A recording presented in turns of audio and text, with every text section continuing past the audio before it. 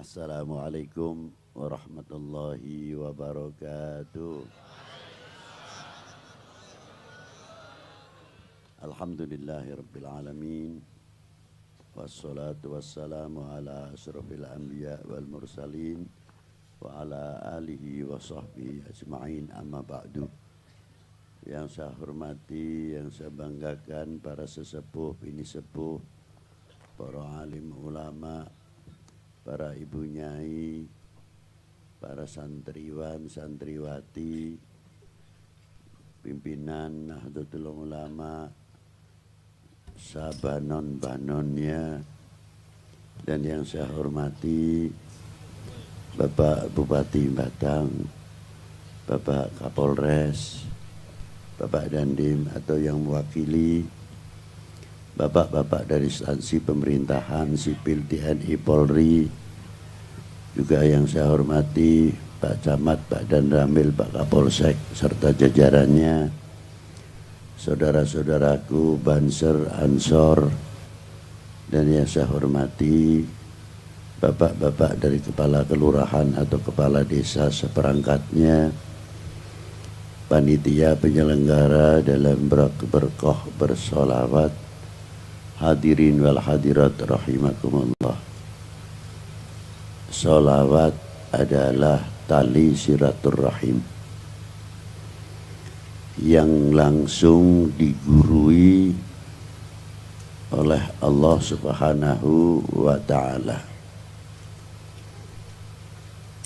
Solawat adalah menyambung tali silaturahim antara sesama kita kepada baginda Nabi Sallallahu Alaihi Wasallam, menyambung tali silaturahmi kepada keluarga Nabi, para ummahatil mukminin, para sahabat, dan tali sholawat adalah menyambung antara sesama al-mu'min akhul mu'min, al-muslim akhul muslim. Bila mana seseorang mau memahami yang sebenarnya tentang sholawat, sangat luar biasa. Pendapat makna innallaha wa malaikatahu yusalluna ala nabi. Sholawatnya Allah Ta'ala kepada baginda Nabi diterangkan oleh Ibnu Hajar, Qadil Ayat, dan tokoh-tokoh ulama pendahulu. Maknanya salawatnya Allah Ta'ala adalah rahmah yang disertai ta'dim, makrunatan bita'dim. Rahmat yang disertai Allah Ta'ala mengagungkan kepada baginda Nabi Sallallahu Alaihi Wasallam. Dan sholawatnya para malaikah adalah doa lil ummah. Sedangkan sholawatnya antara kita kepada baginda Nabi Sallallahu Alaihi Wasallam adalah menyambung hubungan kita kepada Rasulullah, tidak di dalam sholawat saja, bahkan sholawat di dalam sholat pun masih terkait sesama kita. Di antaranya kita mengucapkan setiap waktu assalamu alayka ayuhan nabiyyu wa rahmatullahi wa barakatuh. Selain itu, di waktu kita mengucapkan assalamu alayka ayuhan nabiyyu wa rahmatullahi wa barakatuh, seolah-olah Rasulullah di hadapan kita, karena ada kalimah mukhattab istighdari, kalimah ka alaika, seolah-olah Rasulullah di depannya waktu kita mengucapkan assalamu alayka ayuhan nabiyyu wa rahmatullahi wa barakatuh. Diteruskan Assalamu alaina wa ala ibadillahi salihin. Ketika Isra Mi'raj Rasulullah mengucapkan at-tahiyyatul mubarakatus salawatut thayyibatu lillah, Allah Ta'ala menjawab, memberi satu kehormatan kepada baginda Nabi dengan dawuhnya assalamu alaika ayuhan nabiyyu wa rahmatullahi wa barakatuh.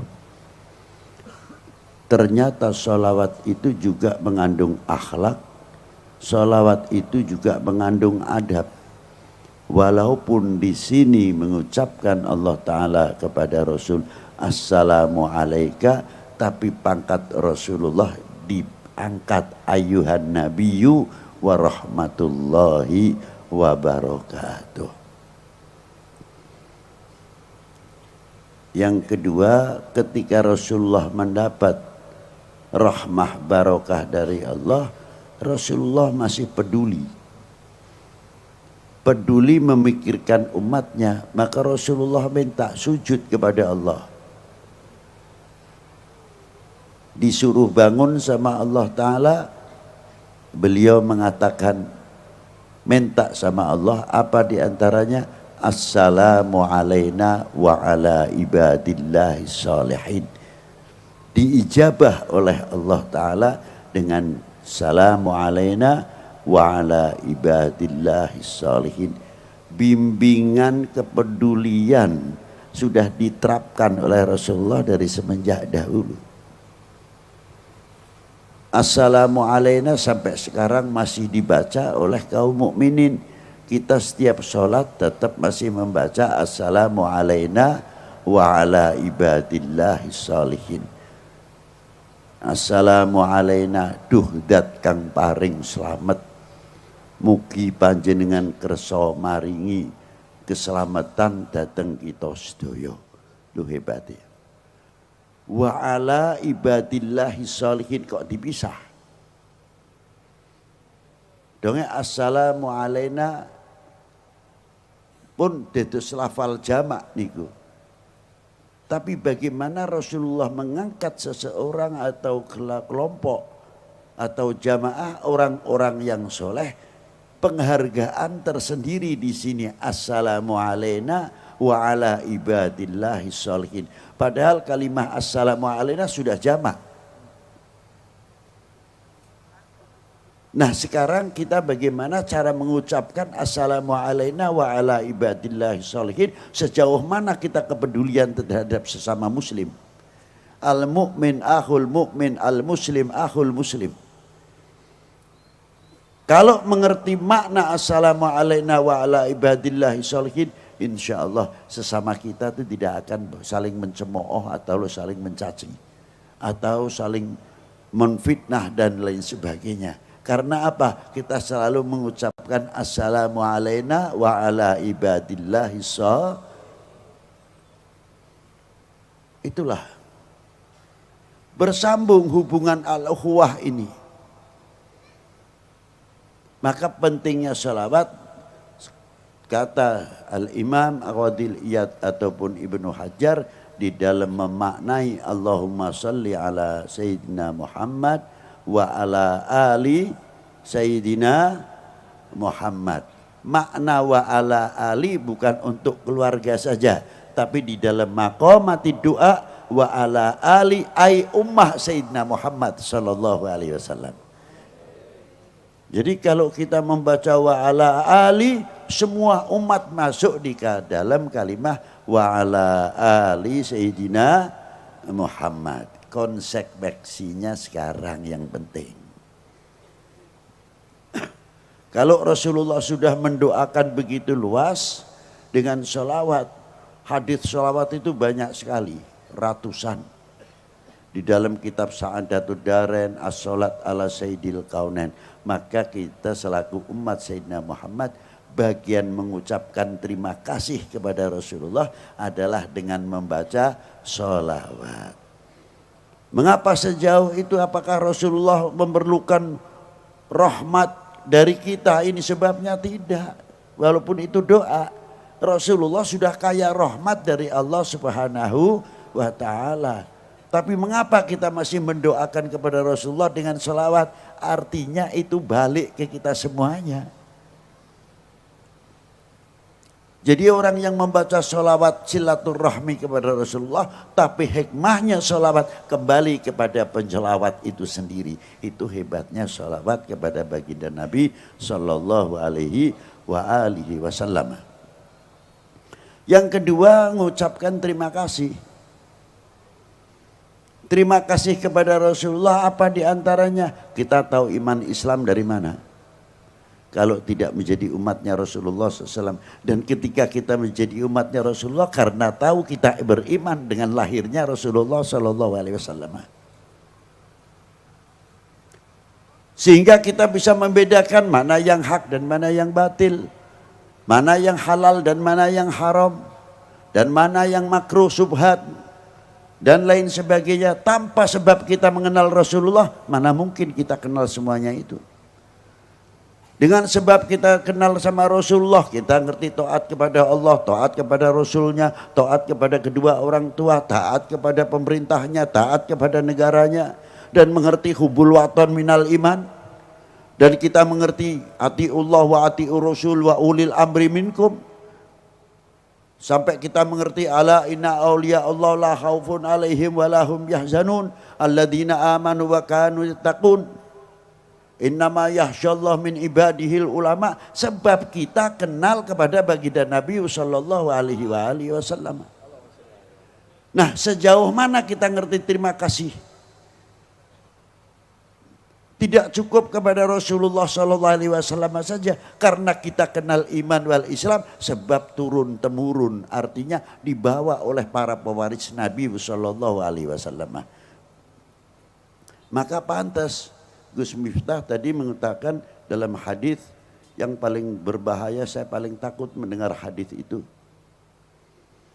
Bila mana umat ini sudah lari dari ulama, akan 3 perkara akan diturunkan oleh Allah. Yang pertama, yarfa'ullahul barokah, diangkatnya barokah min ma'isyatihi, dari dunia perdagangannya. Kalau sudah berbicara dunia perdagangannya sangat kompleks. Karena apa sekarang mudah dipecah belah menjadi umat? Sebab apa sekarang menjadi bangsa yang mudah dipecah belah? Karena kita jauh dari ulama. Kalau sudah jauh dari ulama, bumi pun ikut panas, bukan manusianya saja yang panas. Dikira apa? Yang mudah dibenturkan dulu waktu kecil saya. Kebone dhewe niku ana alang-alangi tak bakar itu kering setengah mati. Mlepes malih mlepes. Lah saiki aja maneh sing kering. Sing ijo ae dibakar gampang. Bumine padha ae kejabut rahmah, kejabut barokah. Sebab apa? Kita lari dari al ulama. Sebab apa di zaman pada waktu oknum pada waktu zaman Bani Umayyah setelah wafatnya Sayyidina Ali, padahal kurang apa umat pada waktu itu? Kurang nopo umat yang zaman semonten badani Sayyidina Ali. Bani Umayyah hebat luar biasa. Ulama ora kurang. Jago hadis, jago tafsir luar biasa. Wong isih top-top. Ning kenapa apa umure Bani Umayyah ya 100 tahun kurang lebih. Tumbang begitu saja. Padahal sampai kekuasaannya sampai Spanyol pada waktu itu. 350 tahun Islam di Spanyol. Wassalam. Ulama isi akeh. Jamane zaman saiki ulama sing pentolan-pentolan wis akeh diurai neng. Coba. Di zaman Bani Abbas setelah tumbangnya Bani Umayyah, berapa keturunan baginda Nabi para habaib sing dipotong lehernya, dikejar-kejar, bukan sedikit. Dan ulama-ulama pada waktu itu juga tidak sedikit. Sampai terkenal di zaman Bani Abbas 1001 malam di Baghdad. Hancur Harun ar-Rasyid. Sampai turun temurun. Wassalam. Kerajaan. Karena apa sebabnya? Lari daripada ulama. Kuncinya di situ. Maka saya kagum secara pribadi maupun secara membaca tarikh, sejarah. Ini perlu anak-anak muda. Saya malam ini walaupun sudah malam masih bangga sekali. Kalau orang tua saya tidak nyepelekan orang tua sudah jelas. Ini yang paling 80% di sini adalah kaula muda.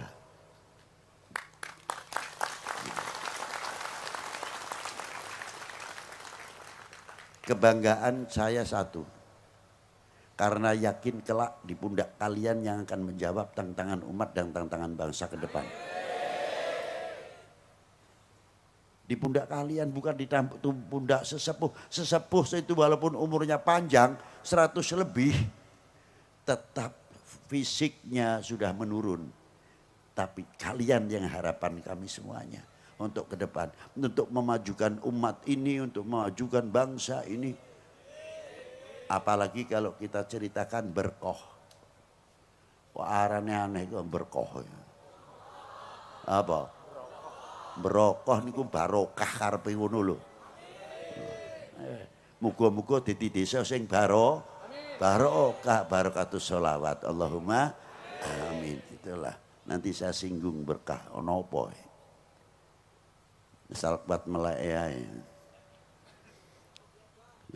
terus ulama-ulama itu karena beliau pada waktu itu sampai dari Spanyolnya, Bani Abbas, oknum-oknumnya tumbang semuanya. Kurang apa? Maka ulama-ulama dari ahli baitin Nabi sallallahu alaihi wasallam diantaranya dan ulama-ulama yang lain wis mlebu ring Indonesia. Bahkan ada Sultan Mahmud yang dimakamkan di Tanjung. Daerah Barus, Sedo pada tahun 768 Masehi. Berarti Bu, ning zaman Sayyidina Ali sudah ada yang masuk ke Indonesia. Orang luar biasa nih ke Indonesia. Loh, kita mesti ini bangga itu. Tanjung itu mana? Di Tapanuli, dekat. Makamnya di atas ngungkuli Manjati Murio. Dan yang keturunan dari Sayyidina Husain terus dibawa Imam Muhammad al-Baqir, Ali Ja'far Shadiq, Imam Ali al-Uraidi sampai Imam Ahmad al-Muhajir sampai panjangannya Sayyid Muhammad Syekh Marbat mempunyai putra Amir Abdul Malik dan mempunyai putra Imam Abdullah Udmat Khan bin Alwi Amal Fakih. Niku sing pertama kali masuk ten India. Ten Hyderabad. Dari keturunan beliau Imam Abdullah Udmat Khan ibunya Putri Ratu Hyderabad. Punya anak Imam Ahmad Shah Jalal. Lah ini yang kita menjadi contoh luar biasa. Ulama besar bin ahlil baitin Nabi SAW, beliau masuk ke daerah Cham atau Champa. Daerah Champa dan daerah Annam. Sekarang masuk wilayah Vietnam. Nek Champa niku terkenal putri Cempone. Champa maupun Annam agamane sih beda. Ning Champa karo Annam saagama setiap tahun perang mendino niku kena doneke ben wulan sing ngathahake korban. Tidak pernah putus. Saagama sak bangsa. Masuklah Imam Ahmad Shah Jalal. Begitu masuk dengan akhlaknya dan adabnya yang luar biasa, mendapatkan simpati dari Raja Cham maupun Annam. Akhirnya beliau dipilih menjadi raja di Cham dan Annam. Sepakat Raja Champa maupun Annam. Hebat iku sing tak kula hebati ngoten lho. Sing dipilih agamane liya, sing milih agamane liya. Kok bisa lho ora ngoten niku. Niku sing hebat.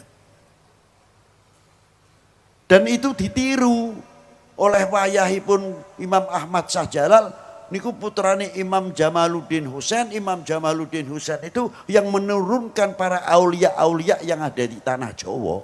Mulai Aceh sampai tekan sak piturute niku kathah 90% putra wayahe Al Imam Ahmad Syahjalal di antarane nalika masuk Malik Ibrahim benten Jawi Indonesia niki dan Malik Said Ibrahim Asmara Kondi nggawa Jamaatil Kubra jumlahe ana sing 200 ana sing 90 pirang kapal mangkane disebut Maulana Maghribi Maulana Maghribi Maulana Maghribi tutunungan Maulana Maghribi kene tekene kene kuburane kopiahe ini kuburane sandale. Mboten, Maulana Maghribi bukan telapaan tapi asli kuburan karena jamaah yang ada di Indonesia ini lebih 400 ulama Al-Maghribi. Saking Sadatil Hasan Awil Husaini. Lha niku. Dadi ono sing nang Bisma, ono sing Pekalongan dhewe Paninggaran dan sebagainya. Siapa beliau? Min ahli baitin Nabi sallallahu alaihi wasallam.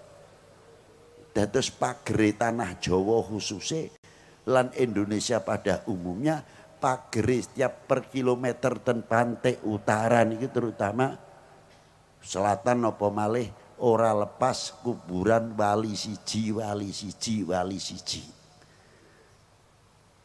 Napa malih daerah kidul Parangtritis dan sebagainya sing nurunake di antawisipun Ki Ageng Nis, Ki Ageng Getas, Ki Ageng Selo dari Joko Tarub sak piturutipun. Maka dari itu Indonesia terutama menjadi santer, menjadi punjer, menjadi lopian contoh yang luar biasa fil alam di dalam dunia ini. Tapi risikonya kok akhir-akhir kok model mudah dipecah belah. Lho niki lah. Adoh sebab melayu saking para sesepuh saking para ulama. Padahal para beliau-beliau tidak andil sedikit di dalam memerdekakan bangsa ini dari belenggu penjajah dan kebodohan. Mboten syiarul Islam saja. Sing kula takoni awake dhewe kuwi wis tau andil apa mempunyai kontribusi apa ngisi kemerdekaan iki sing kula takoni. 45 menangi ora, 47 ora menangi, 48 nang Madiun ada peristiwa apa kiai luwih 3.000 sing disembelih peristiwa Madiun. Coba awake ora menangi. Apa dhewe nurun negakake merah putih nyeblokake merah putih blas napa malih kok zaman semonten sakniki mawon merosotnya nasionalisme, merosotnya memiliki handarbeni kecintaan kepada tanah air mulai melentur. Niki sing bahaya. Lho kok isone ngono pripip gampang. Kayak umpamane bendera diceblokake miring sampai ndeteng kaya iki. Mbok iya medun sing nggang kendaraan atau sing weruh nang kono ditegakake sing lempeng. Kapak-kapak no merah putih niku ada 3 hal di dalamnya. Kehormatan bangsa, harga diri bangsa, jati diri bangsa. Ampun ngantos melentur niki ada di dalam merah. Lah niki lah. Makanya tiang yang kuat terhadap cintanya kepada negara pasti orang itu ahli sejarah, mengenal sejarah. Ora beda anak nek taat karo wong tuane temenanan ngerti perjuangane wong tua. Tapi nek anak orang ngerti perjuangane wong tua weruhe omahe wis mentereng, sedane ana, kendaraane akeh, begitu ora ana kakang adik kerah rebutan waris. Itu yang terjadi. Margo si anak ora tahu dididik bagaimana perjuangannya kedua orang tua. Lah nikulah. Begitu pula kalau kita sudah mengetahui perjuangan bangsa ini Ya insya Allah kita tahu akan memperkokoh, memperkuat kesatuan persatuan. Demi apa? Keutuhan Indo. Harusnya kan ngoten. Makanya kula kuatir wenten setunggal ayat kadar bobot hadis, kadar bobot iman seseorang tergantung kecintaannya kepada Kanjeng Nabi. Niki dipelintir niki. Oknum niki pinter terkadang. Nek ngono arep ngembosi wong Islam khususnya ngembosi liya agama khususnya wong Islam kurangi cintane kepada para ulama, cintane Kanjeng dateng Kanjeng Nabi gembosi. Niku cara ngancurke umat beragama khususnya Islam. Engko nek wis benturke antar umat beragama, niki tujuan terutama cara pola untuk menghancurkan Indonesia. Sadar itu. Biar tarung niku kira-kira Indonesia bisa dipecah niku pripun. Dengan segala cara, waspada terutama. Semonten ugi nek badhe ngancurake. Bangsa niki dipintir malih saking hadis wau kadar bobot iman seseorang tergantung kecintaannya kepada Nabi ini. Lah nek kadar bobot iman napa cinta seseorang terhadap bangsanya tergantung cintanya kepada tanah airnya. Nek demene marang tanah air temenanan cintane bangsa luar biasa. Kalau sudah cinta betul-betul kepada bangsanya pasti akan menutupi segala kekurangannya. Bukan berarti mengingkari ada kekurangan atau selak saking ada cara-cara menasehatinya. Tidak bangga menepuk dada kalau membuka aibnya bangsa sendiri. Loh nikulah. Aku umpamanya dadi oknum ben dikeploki ke luar negeri. Hebat. Wah, padahal niku buka aib sedulure dhewe kok ora isin sing kaya niku. Lah nikilah. Tapi kalau orang cinta yang luar biasa, kaya bocah pondok umpamane. Aku dadi kiai ini ana bocah sing colong jukuk. Tak keplaki dhewe nang kamar, tak ajar. Tapi begitu di luar ditanya, "Bib, jare bocah pondok kene kok ana sing tangane dawa priye, Bib?" Sapa sing ngomong? Pondok kene bersih katik bocah-bocah kaya kowe. Tapi bocah wis tak ajar, ora nutupi. Di luarnya kita selaku bangsa Indonesia harus berani menyatakan kami bangsa yang besar. Kami punya para leluhur yang luar biasa. Yang menurunkan kita-kita ini. Yang mempunyai intelektual dan ilmuwan yang luar biasa. Buktinya apa? Gawe Borobudur kayak sampai saiki. Gawe Candi Prambanan. Saya kagum melihat Prambanan. Lawang tempatnya cedak dengan gunung berapi. Iki mestine dhuwur semono. Iki nek hitungane ora kuat kangelan. Tekstur tanahnya gimana? Kira-kira ben ora kena goyangan. Itu kok hebatnya. Umpamane nono lindu ono apa kok iso ora terpengaruh. Sekarang sudah tua umurnya ya pantes kena sedikit-sedikit. Tapi biyen carane mikir. Terus arusnya air ini kemana? Nerobos ning liyane apa ora? Loh, orang-orang dahulu sudah berpikir sejauh itu, bukan lihat Borobudur atau Prambanan setelah berdiri. Begitu pula Kanjeng Sunan Kalijogo, Demak pada waktu itu dekat dengan Gunung Murionya. 2000 tahun yang lalu kurang lebih Gunung Murio pernah meletus. Hingga tanahnya itu tanah banyak bergeser atau setengah gambut. Tapi Sunan pada waktu dulu, waktu mendirikan Masjid Demak, ono sokone siji. Sengarane Soko Tatal, nek aku berwe keramat. Padahal itu ilmu yang luar biasa. Membuat Soko Tatal bagaimana caranya elastis. Untuk menjaga keseimbangan Soko sing wolu. Para ulama kita pun dulu sudah maju luar biasa. Itulah para leluhur bangsa kita. Bukan bangsa yang ketinggalan. Tak abad 9 Hijriah. Bagaimana ulama-ulama kita sudah di Masjidil Haram, sudah mengajarkan torekot, sudah mengajar Di Masjidil Haram, lihat di kitab Jami' Karamatul Aulia Juthani. Jadi kita harus bangga. Tapi saya kok melentur ya kok seneng dijeblokake, dibenturake, percaya karo hoa. Tulung ayo jaga bareng-bareng Indonesia dari segala bentuk perpecahan. Wahai bangsaku yang kubanggakan, relakah negerimu terpecah belah? Buktikan, jangan tidak-tidak saja. Ayo kita bentengi sehingga kita bisa mengejar segala ketinggalan.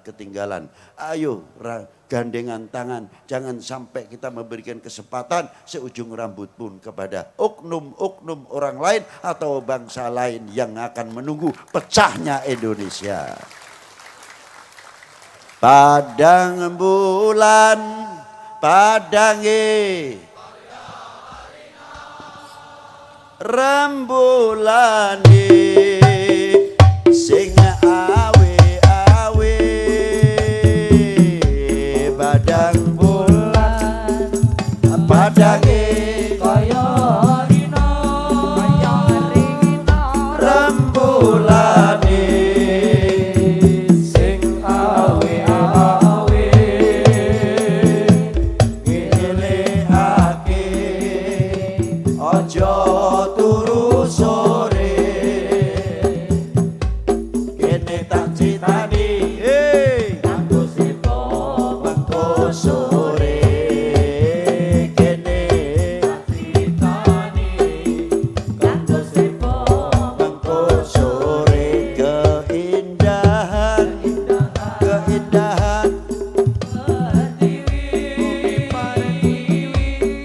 terhias untean mutiara,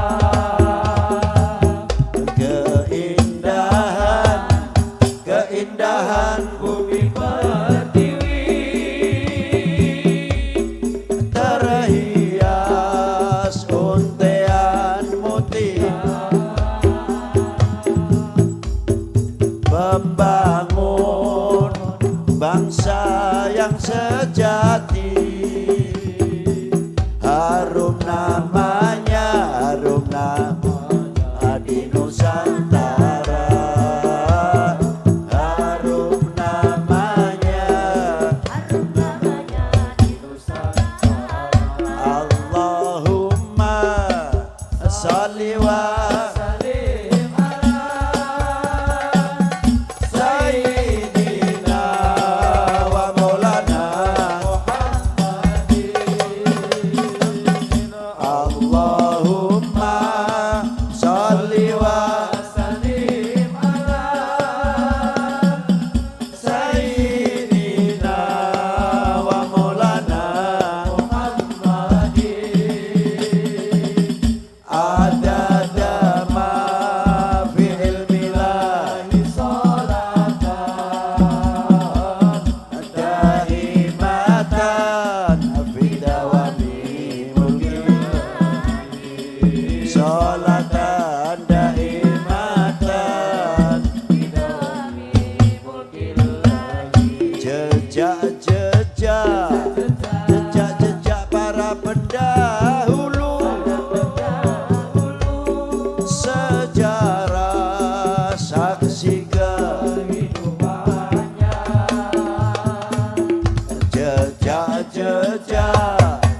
Jejak para pendahulu, sejarah saksi kehidupannya. Tersurat tersirat masa lalu, jadi bekal penerusnya, jadi bekal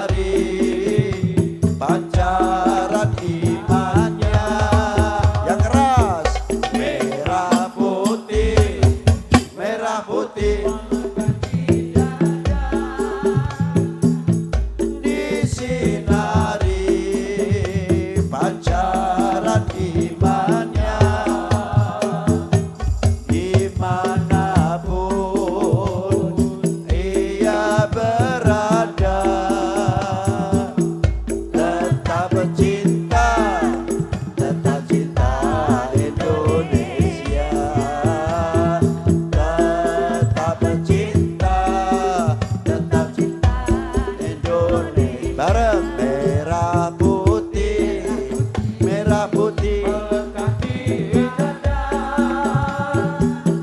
disinari pancaran imannya.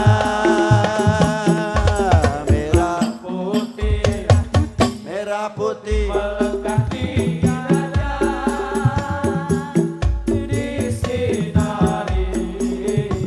pancaran imannya dimanapun ia berada, tetap cinta itu abang keras, tetap cinta Indonesia, tetap cinta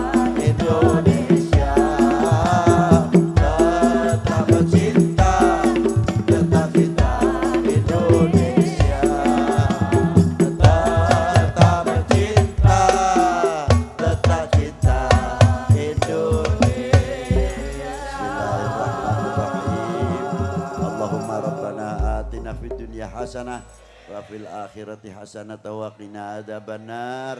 Allahumma shalli ala sayyidina Muhammad wa ala ali sayyidina Muhammad salatan antunawwiru fi qulubina wa qawalibana wa wujuhana binurillah wa binuri sayyidina Muhammad sallallahu alaihi wasallam. Ya Allah Gusti, sak rombongan pengajian berkah niki, muga-muga aja diharamake pikantuk syafaate Kanjeng Nabi sallallahu alaihi wasallam. Lan muga diaku dadi umate Kanjeng Nabi sallallahu alaihi wasallam. Dikumpulake dhateng tiang-tiang ingkang dipun cintai dening Allah, dicintai dening baginda Nabi sallallahu alaihi wasallam. Wa sallallahu ala sayyidina Muhammadin wa alihi wa sahbihi wa baraka wa sallam. Walhamdulillahirabbil alamin wal afu minkum. Wassalamualaikum warahmatullahi wabarakatuh.